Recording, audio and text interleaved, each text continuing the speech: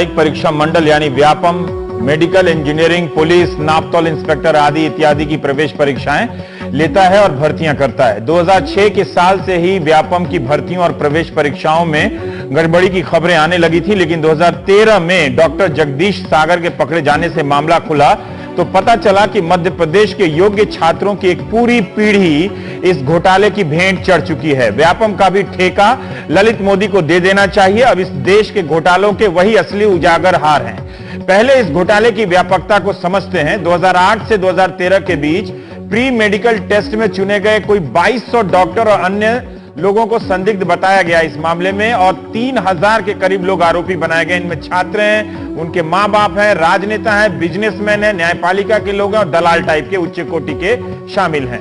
करीब 1700 गिरफ्तार हुए हैं, जिनमें से कुछ जमानत पर हैं, कुछ जेल में हैं। बड़ी संख्या में छात्र जेल में हैं और अभी भी करीब 500 लोग फरार बताए जाते हैं। इंजीनियरिंग की प्रवेश परीक्षा का मामला अभी पूरी तरह से खुला नहीं है, लेकिन मेडिकल के खुलासे ने मध्य प्रदेश के नेताओं और अफसरों को एकजुट कर दिया है, क्योंकि इसमें योग्य छात्रों की जिंदगी बर्बाद कर उनके नकारे बच्चों को एडमिशन मिला है। मुख्यमंत्री शिवराज सिंह चौहान ने विधानसभा में स्वीकार किया है कि 1000 भर्तियां अवैध हुई हैं। इस मामले में कई मंत्री, आईपीएस, राज्य पुलिस अधिकारी, राष्ट्रीय स्वयंसेवक के संघ के नेताओं के करीबी और यहां तक कि कांग्रेसी नेताओं के भी नाम आए हैं आरोपी के रूप में और लाभार्थी के रूप में। विसिल ब्लोअर आनंद राय का दावा है कि मुख्यमंत्री शिवराज सिंह चौहान के करीबी डॉक्टर अजय मेहता भी आरोपी हैं, जिन्हें राज्य मंत्री का दर्जा प्राप्त था। सीएम के ओएसडी प्रेम प्रसाद और उनकी बेटी भी आरोपी हैं। अग्रिम जमानत मिली है मगर सरकार ने विरोध नहीं किया। राज्य मंत्री गुलाब सिंह किरार और उनके बेटे शक्ति प्रताप सिंह आरोपी हैं। शक्ति का मेडिकल में 4था रैंक था। इनके खिलाफ जुलाई 2014 में एफआईआर हुई, लेकिन अभी तक गिरफ्तारी नहीं हुई। व्यापम के परीक्षा नियंत्रक सुधीर सिंह भदौरिया भी गिरफ्तार नहीं हुए हैं। ये भी केंद्रीय मंत्री नरेंद्र सिंह तोमर के करीबी बताए जाते हैं। भदौरिया अभी भी इंदौर के सरकारी इंजीनियरिंग कॉलेज के निदेशक के पद पर विराजमान है। मध्य प्रदेश के पूर्व उच्च शिक्षा मंत्री लक्ष्मीकांत शर्मा जेल में है। इस बीच एक और घोटाला सामने आ रहा है। एमपी डीमेट के तहत 50 सीटों की परीक्षा होती है। आरोप लग रहे हैं कि इम्तिहान से पहले ही 25 लाख में एमबीबीएस और 1 करोड़ में पोस्ट ग्रेजुएट की सीट बुक हो जाती है।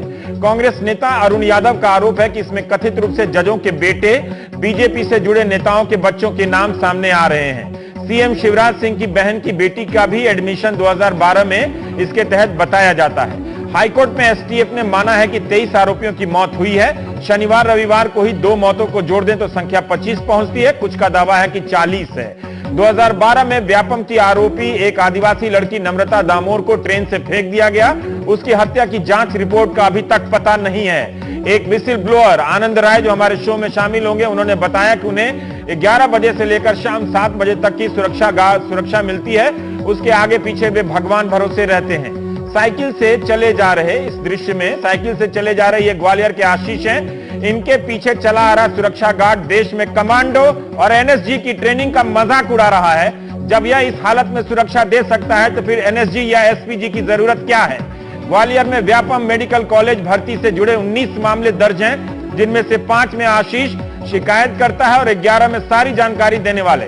यही नहीं, जान की डर से एक और शिकायतकर्ता प्रशांत पांडे मध्य प्रदेश छोड़ चुके हैं। एसआईटी ने पांडे के दस्तावेजों को फर्जी बताया था।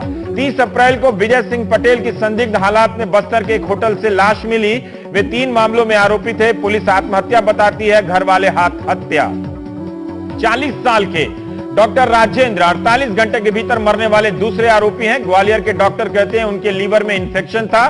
परिवार वालों को यह तर्क मंजूर नहीं। ग्वालियर से 600 किलोमीटर दूर इंदौर जेल में एक और आरोपी डॉक्टर नरेंद्र तोमर को सीने में दर्द होता है और इंदौर जेल से अस्पताल तक लाते लाते मर जाते हैं। परिवार वाले हार्ट अटैक की दलील से संतुष्ट नहीं हैं। इसी मार्च में लखनऊ में मध्य प्रदेश के राज्यपाल के बेटे की लाश भी संदिग्ध हालात में मिलती है। 18 जून को मध्य प्रदेश के एक डॉक्टर ने मुझे अंग्रेजी में एक चिट्ठी लिखी।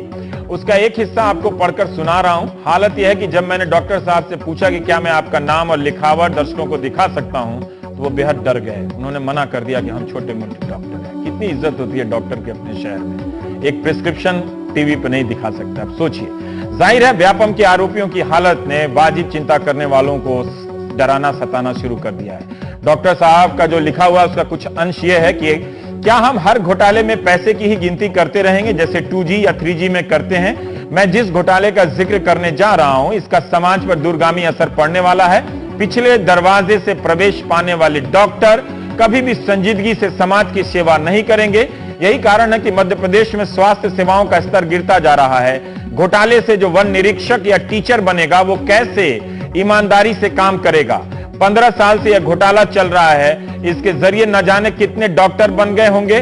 ज्यादा चिंता की बात यह है कि ये जो छात्र डॉक्टर बनने लायक थे, वे कहीं और कुछ और कर रहे होंगे। एक घोटाले से पूरी पीढ़ी भ्रष्ट हो गई।